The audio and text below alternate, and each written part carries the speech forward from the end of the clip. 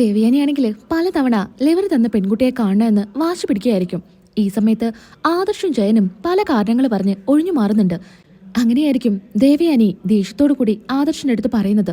പലതവണ നീ പറയുന്നുണ്ട് ആ കുട്ടിയെ കാണിച്ചു തരാമെന്ന്. ഇന്നേ വരെ ഞാൻ ആ കുട്ടിയെ കണ്ടിട്ടില്ല. ഇനി എന്തൊക്കെ പറഞ്ഞാലും എനിക്ക് ആ കുട്ടിയെ കാണണം.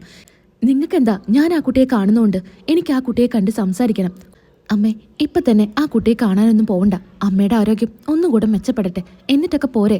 പറ്റില്ല, ഇത് തന്നെയാ നീ കഴിഞ്ഞ തവണ പറഞ്ഞപ്പോഴും പറഞ്ഞത്. എന്തായാലും ഇനി ഞാനങ്ങനെ വിട്ടുതരാൻ ഉദ്ദേശിക്കുന്നില്ല. എന്തൊക്കെ വന്നാലും ആ കുട്ടിയെ എനിക്ക് പോയി കാണണം. കുട്ടിക്ക് ഇങ്ങോട്ട് വരാൻ പറ്റില്ലെങ്കിൽ നമുക്ക് രണ്ടുപേർക്കും കൂടെ അങ്ങോട്ട് പോയി കാണാം. നീ ഇനി കൊണ്ട് കാണിച്ചു തന്നില്ലെങ്കിൽ ഞാൻ തനിയെ പൊക്കോളാം. എനിക്കറിയാം അവളുടെ ഡീറ്റെയിൽസ് ഒക്കെ അന്വേഷിച്ച് പോവാൻ. ഇനി നിന്റെ സഹായമൊന്നും എനിക്ക് വേണ്ട. അത് വേണ്ട അമ്മേ, അമ്മയ്ക്കിപ്പോൾ ആ കുട്ടിയെ കാണണം, അത്രയല്ലേ ഉള്ളൂ. ഞാൻ കൊണ്ടുപോയി കാണിക്കാം എന്ന് ആദർശ് ദേവയാനിക്ക് വാക്ക് കൊടുക്കുകയാണ്. എന്ത് ചെയ്യണമെന്നറിയാതെ ആകെ സങ്കടത്തിൽ നിൽക്കുന്ന ആദർശിന്റെ അടുത്തോട്ട് ജയൻ വരുന്നുണ്ട്. എന്താ മോനെ, മോന്റെ മുഖത്തെന്താ, എന്താ സങ്കടം? അത് പിന്നച്ചാ അമ്മ പറയുന്നുണ്ട് ആ കുട്ടിയെ കാണണമെന്ന്. ആരെ കാണേണ്ട കാര്യം? അല്ല, ലിവർ തന്ന പെൺകുട്ടിയെ കാണണമെന്ന് അമ്മ വാശി പിടിക്കുക. ഞാനാണെങ്കിൽ അമ്മയ്ക്ക് വാക്ക് കൊടുത്തു പോയി അമ്മയെ കൊണ്ടുപോയി കാണിക്കാം എന്ന്. അപ്പോൾ നീ നയനയെ കാണിക്കാൻ പോവാണോ? അതല്ലച്ചാ, അമ്മ പറയായിരുന്നു ഇനി നമ്മൾ കൊണ്ടുപോയി കാണിച്ചില്ലെങ്കിൽ അമ്മ തന്നെ അഡ്രസ്സ് എടുത്ത് പോയി കാണുമെന്ന്. അങ്ങനെ പറഞ്ഞപ്പോൾ ഞാൻ പെട്ടെന്ന് അമ്മയോട് പറഞ്ഞു പോയി ഞാൻ കൊണ്ടുപോയി കാണിക്കാം എന്ന്. എന്നാ അതിപ്പോൾ അബദ്ധമായെന്നാ തോന്നുന്നേ. അമ്മയ്ക്ക് എന്തായാലും ആ കുട്ടിയെ കാണണമെന്ന് തന്നെയാ പറയുന്നേ. മോൻ എന്തായാലും നയനയെ കൊണ്ടുപോയി കാണിക്കുക. എല്ലാ സത്യങ്ങളും അവൾ അറിയട്ടെ. അച്ഛാ, അതിന് അവൾ സമ്മതിക്കോ?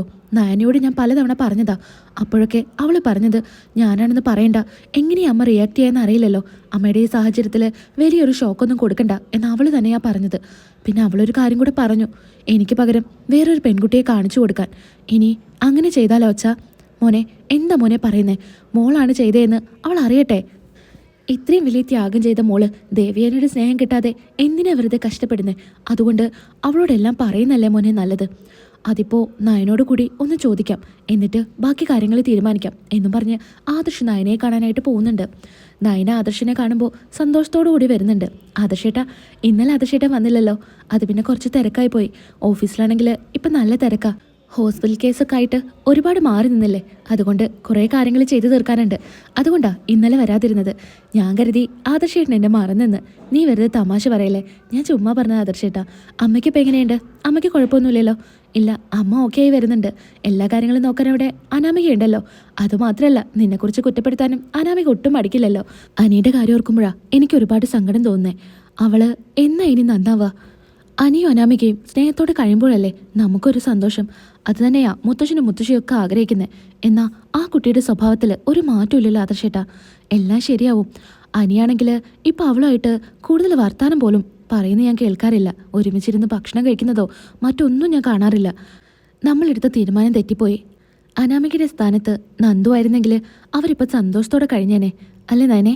ഇനിയിപ്പോൾ അതൊന്നും പറയണ്ട.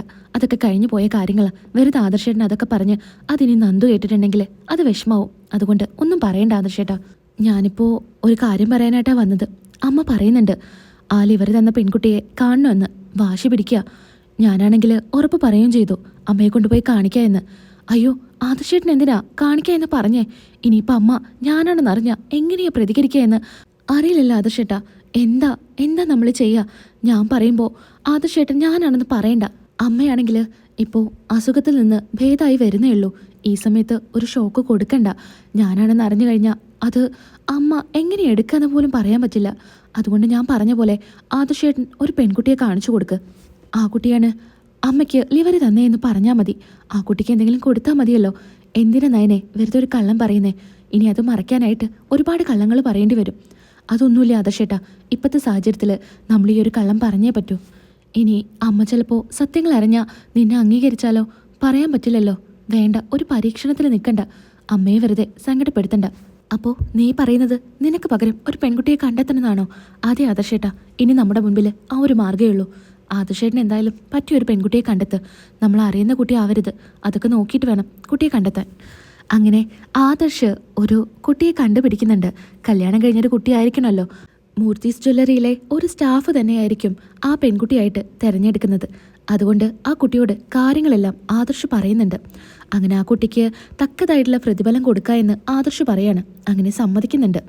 അങ്ങനെ എല്ലാം ഓക്കെ ആയതിനു ശേഷം മുത്തശ്ശനോടും മുത്തശ്ശിയോടും വന്ന് കാര്യങ്ങൾ പറയുന്നുണ്ട്. മുത്തശ്ശനാണെങ്കിൽ ആദർശിനെ കാണുമ്പോൾ ആദ്യം തന്നെ ചോദിക്കുന്നത് നയനയുടെ കാര്യമായിരിക്കും. മോനെ, നീ ഇപ്പോൾ നയനമോളെ കാണാൻ പോകാറില്ലേ? ആ മുത്തശ്ശ, ഞാൻ ഇന്നോടെ പോയേ ഉള്ളൂ. മോൾക്കിപ്പോൾ എങ്ങനെയുണ്ട്? കുഴപ്പമില്ലല്ലോ?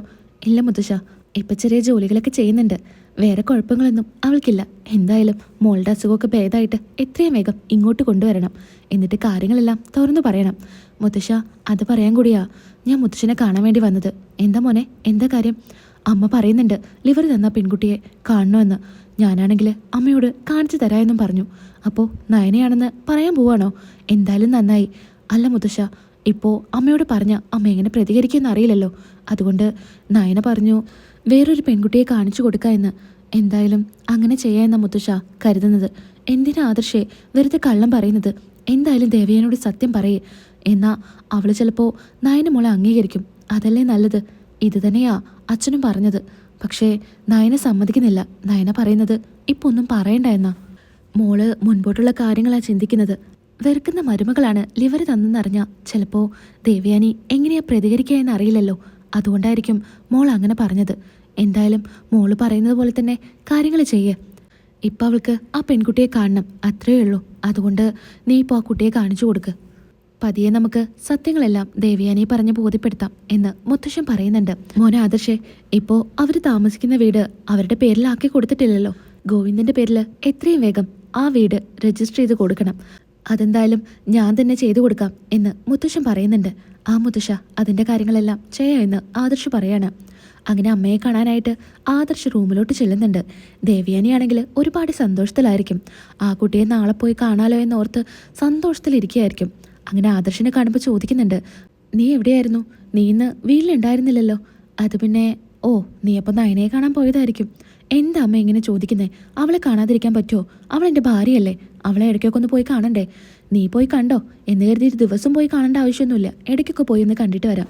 എന്തായാലും നാളെ കുട്ടിയെ പോയി കാണാലോ. അത് ഓർക്കുമ്പോൾ എൻ്റെ മനസ്സിൽ എന്തോ ഒരു സന്തോഷം പോലെ തോന്നുന്നുണ്ട്. നീ എന്തായാലും ആ ചെക്ക് എടുത്തിട്ട് വാ. അതിൽ ഒരു 50 ലക്ഷം രൂപ എഴുത്. 50 ലക്ഷം രൂപയോ?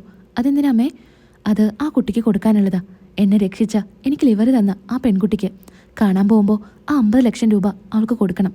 പിന്നെ ഒരുപാട് സാധനങ്ങളൊക്കെ വാങ്ങിക്കാനുണ്ട്. എൻ്റെ കുറച്ച് സ്വർണ്ണങ്ങളും ആ കുട്ടിക്ക് കൊടുക്കണം. അവർക്ക് പ്രതിഫലമായിട്ടൊന്നും വേണ്ടെന്നല്ലേ പറഞ്ഞതമ്മേ. എന്തിനാ വെറുതെ പിന്നെ ഇത് കൊണ്ടു കൊടുക്കുന്നേ? അന്ന് തന്നെ ഞാൻ കൊടുത്തതാ. അപ്പോൾ ഒന്നും വേണ്ടാന്ന് പറഞ്ഞ് നിരസിക്കുകയാണ് ചെയ്തത്. അതുകൊണ്ട് അമ്മ ഇത് കൊണ്ടു കൊടുക്കണ്ട. അത് അങ്ങനെ തന്നെയല്ലേ പറയാ. ഇത് എൻ്റെ സന്തോഷത്തിനാ. അതുകൊണ്ട് ഞാൻ എന്തായാലും ഇത് കൊണ്ടു കൊടുക്കും. ആ കുട്ടി വാങ്ങിച്ചില്ലെങ്കിലും ആ കുട്ടിയെ ഞാൻ ഏൽപ്പിക്കും. ആ കുട്ടിക്ക് എന്താവശ്യം വന്നാലും ഞാൻ കൂടെ തന്നെ ഉണ്ടായിരിക്കും. നീ പറഞ്ഞ പോലെ ആ ചെക്ക് എടുത്തിട്ട് വാ. എന്നിട്ട് 50 ലക്ഷത്തിൻ്റെ ചെക്ക് എഴുത്. ഞാൻ ഈ ലോകത്തിലെ ഏറ്റവും കടപ്പെട്ടിരിക്കുന്നത് ആ പെൺകുട്ടിയോടാ. അതുകൊണ്ട് ആ കുട്ടിയെ കാണാൻ പോകുമ്പോൾ അങ്ങനെ വെറും കൈ കൊണ്ടൊന്നും പോകാൻ പറ്റില്ല. തക്കതായിട്ടുള്ള പ്രതിഫലം ആ കുട്ടിക്ക് കൊടുക്കണം. അങ്ങനെ ആദർശ് 50 ലക്ഷം രൂപയുടെ ചെക്കെല്ലാം എഴുതാണ്.